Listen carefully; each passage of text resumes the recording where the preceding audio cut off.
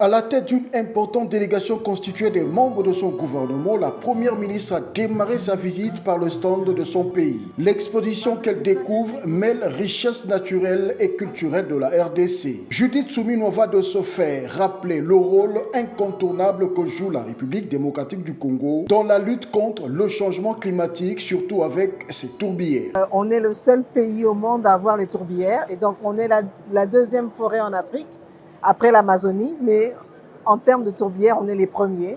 De la même manière, en termes de ressources hydriques, on est pratiquement à 60%, je pense, si je ne me trompe pas, des ressources de l'Afrique, et un peu moins, mais quand même un pourcentage important pour le monde.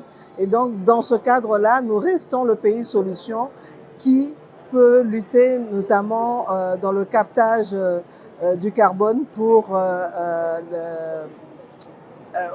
la protection de l'environnement au niveau mondial. À cette exposition, la culture congolaise attire de nombreux curieux avec des œuvres des grands artistes, sculpteurs, plasticiens, couturiers et musiciens. Un motif de fierté a souligné Judith Suminwa. Elle n'a pas manqué de rendre hommage à l'artiste sculpteur Liolo dont ses œuvres ont été découvertes à travers un film projeté dans le stand de la RDC. On a un film avec le sculpteur Liolo, qui est le seul artiste africain qui a eu à rencontrer l'empereur japonais.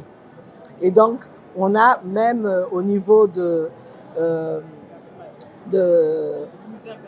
musée impérial une œuvre de Liolo, comme nous avons pu le voir dans certains bâtiments en RDC, ici aussi au Japon. Nous avons cette représentativité à travers les œuvres de l'artiste Liolo. L'Expo universelle d'Osaka permet à la RDC de mettre en exergue son soft power, considéré à ce jour comme un levier stratégique dans la promotion de l'image du pays.